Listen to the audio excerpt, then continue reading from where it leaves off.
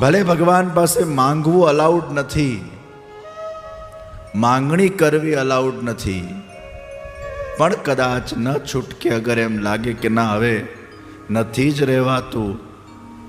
અને કદાચ આપણે ઠાકોરજીને એવી વિનંતી કરીએ કે હે પ્રભુ, અમે જાણીએ છીએ કે અમારા જીવનમાં દુઃખને કષ્ટ પણ આપનાર તમે જ છો,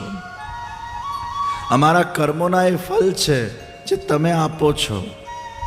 પણ પ્રભુ એટલી અમે ચોક્કસ વિનંતી કરીએ છીએ કે અમને વિશ્વાસ છે